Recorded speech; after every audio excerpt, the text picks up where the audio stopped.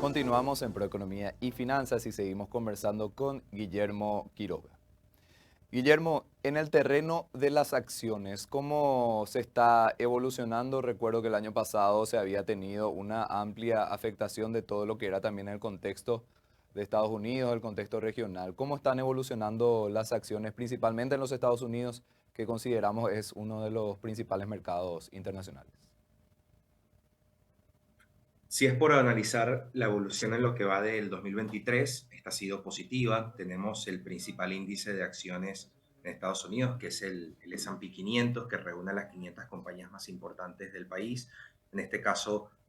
dando una suba acumulada cercana al 13%. O tenemos, por ejemplo, el índice Nasdaq, que es el índice que reúne principalmente a las compañías tecnológicas o aquellas que se consideran compañías de crecimiento, subiendo cerca del 28% en lo que va del año. Y tenemos a las acciones más conservadoras, si se quiere, que son las del índice Dow Jones, que son aquellas del componente más industrial o las compañías más clásicas dentro de Estados Unidos, que tienen un incremento acumulado en lo que va del año del 2%. Básicamente con esta diferencia entre 13%, 14% para lo que es el índice más importante o el que reúne a las principales compañías, o el 28% de las compañías de crecimiento tecnológicas versus el bajo nivel de incremento de aquellas de componente más industrial. Lo que nos está diciendo es que para el caso de las acciones se ha revertido un poco la dinámica del 2022, es decir, todo el proceso de suba de tasas para lo que fue el 2022 afectó muchísimo a las compañías que necesitaban o eran más sensibles al tema del financiamiento, como precisamente aquellas compañías que están en crecimiento, que necesitan poder apalancarse para poder repotenciar sus negocios, y a medida que aumenta el costo de ese apalancamiento o de ese financiamiento, empiezan a tener un poco más de retos a la hora del manejo de sus finanzas. ¿No? Por coincidencia, justamente fueron las acciones que el año pasado cayeron cerca del 30%. Ahora este año se ha revertido un poco esa dinámica simplemente por la expectativa de que esos costos de financiamiento no necesariamente suban mucho más desde donde ya estamos, sino también por todo lo que ha sido el boom de la inteligencia artificial como una nueva tendencia dentro del sector. Que más allá de esto, a nosotros lo que nos interesa siempre, independientemente de lo que es la evolución de la cotización de estos índices, es lo que se llama la evaluación de los mismos. ¿Qué quiere decir la evaluación? La evaluación básicamente es lo que nos dice si las acciones están caras o baratas respecto a su promedio histórico. Y esta evaluación se mide de la siguiente forma: es simplemente agarrar el precio de la acción y dividirlo por las ganancias estimadas que tengo por acción para esa compañía. Porque si uno invierte en renta variable es porque básicamente uno está esperando que la rentabilidad de esa compañía mejore en el futuro. Así que este ratio, este indicador que se llama el ratio de precio y ganancias, hoy en el S&P 500, en ese principal índice de Estados Unidos, está en 19, casi 20 veces. Es decir, que necesito 20 años de ganancias estimadas para poder pagar el precio de la acción, si es por considerarlo con las ganancias que tiene la compañía.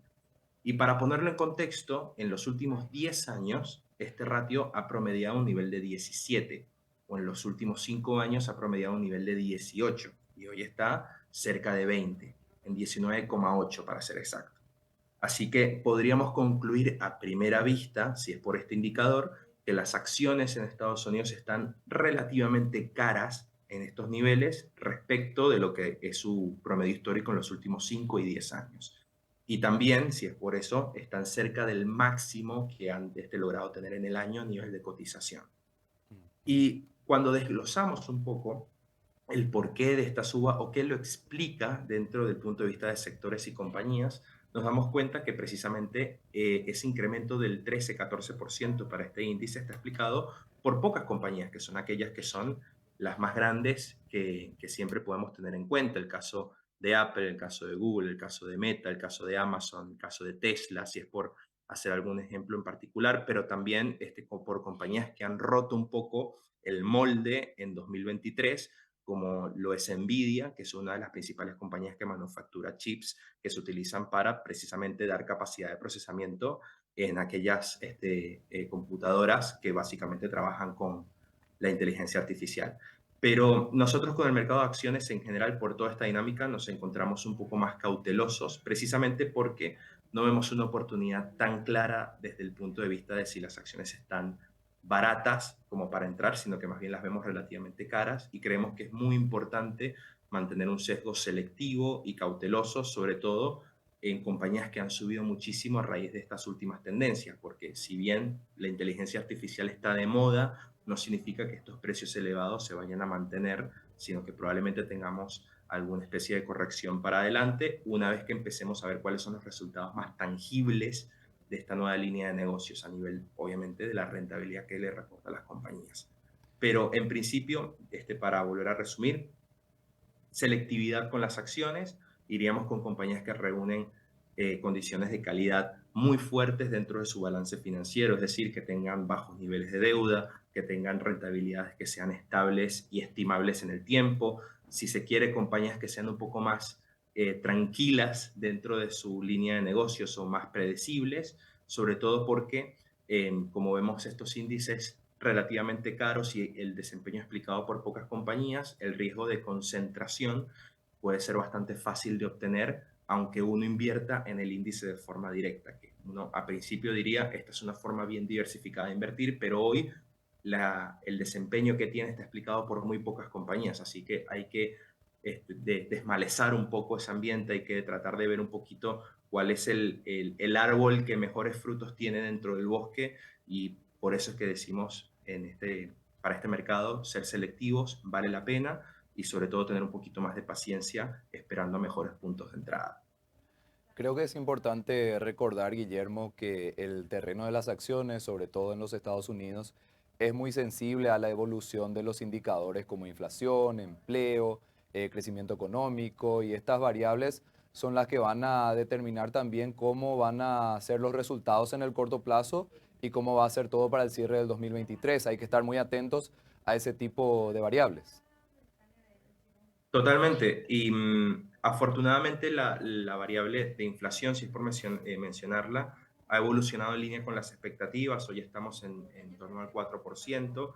Recordemos que el máximo que se había alcanzado, sobre todo en 2022, fue del 8%, así que ya básicamente la inflación en Estados Unidos se redujo a la mitad de lo que fue ese máximo nivel que supimos ver hace varios meses. Y la estimación para finales de año está más cerca del 3,5, 3,75%, que implica todavía una desaceleración adicional. Es más fácil bajar del 8 al 4 que del 4 al 2, que ese 2% es el objetivo de la Reserva Federal, así que eso va a tomar algo más de tiempo. Pero más allá de la evolución de los indicadores o de la economía, que como mencionábamos anteriormente, el mercado laboral se mantiene bastante sólido a nivel general en Estados Unidos,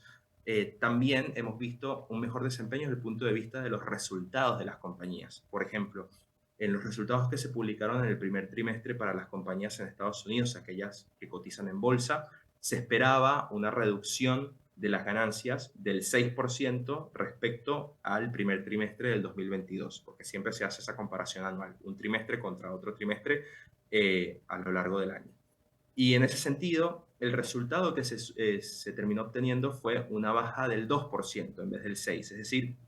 bajaron las ganancias respecto al primer trimestre del 2022, pero menos que lo esperado. Y en muchos sentidos esto se dio porque se sobreestimó el impacto para muchas compañías de lo que podía representar el mayor nivel de tasa de interés o todo lo que es el reto de trasladar la inflación al consumidor, porque obviamente la compañía tiene un impacto importante a nivel de su capital de trabajo cuando va a obtener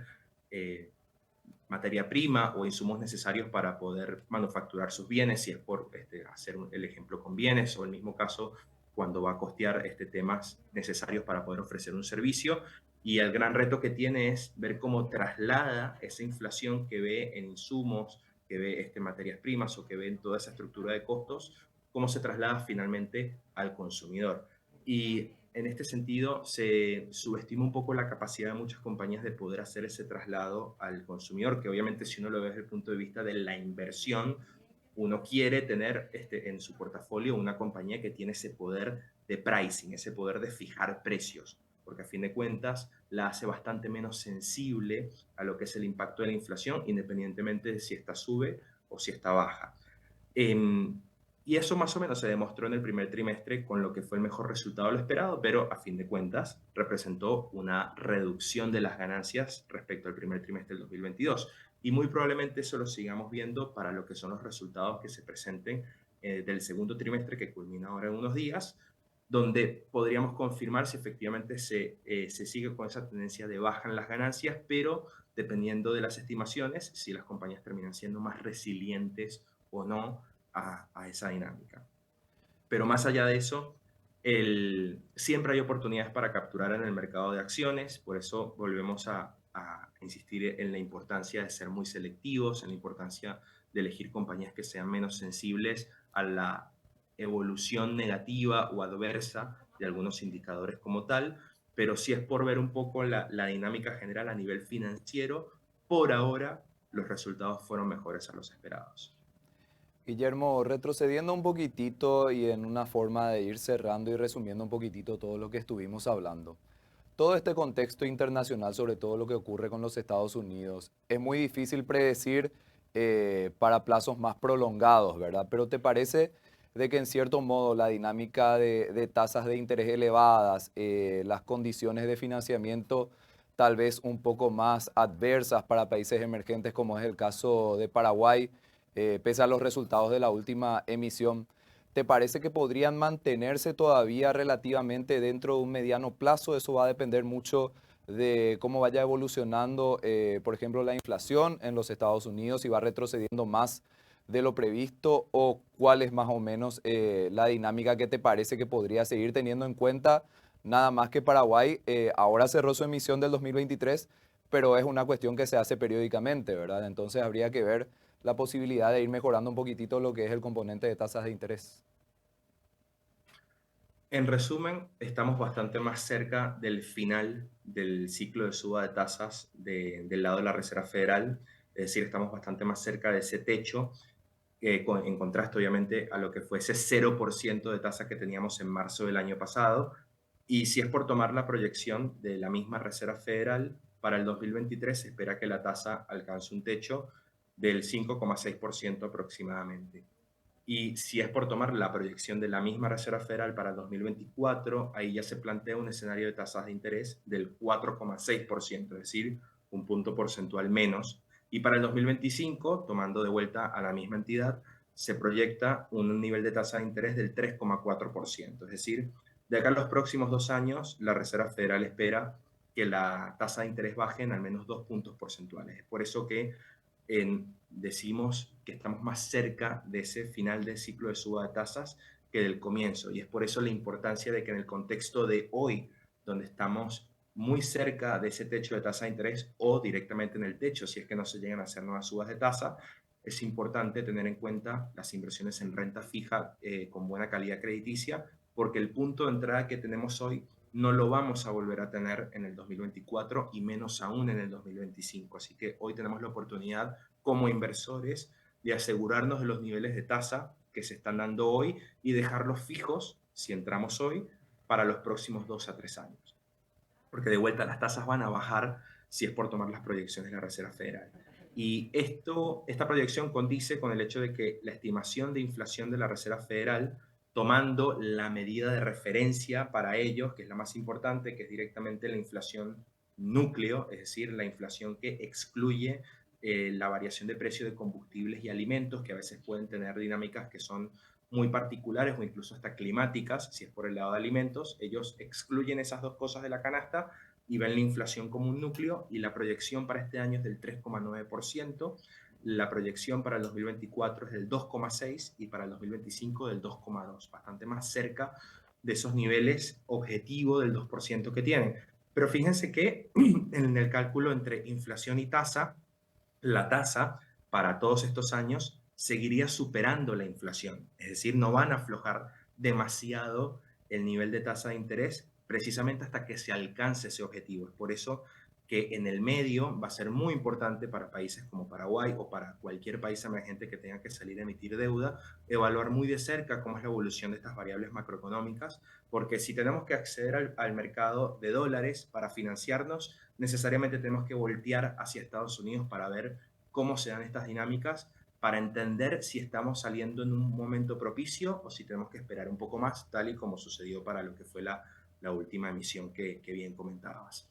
Y si es por el cálculo dentro de lo que es la actividad económica, que también es otro factor que incide en las tasas, porque las tasas no solo se bajan porque baje la inflación, sino que también se bajan por el hecho de ver algún impacto en la actividad económica, si se ve que está en riesgo ese proceso de crecimiento o si se ve que se subieron mucho las tasas y está amenazando con lo que es el estado general de la economía, bien la Reserva Federal podría tomar la decisión de reducir las tasas para tratar de evitar una situación así. Así que tomando esas proyecciones,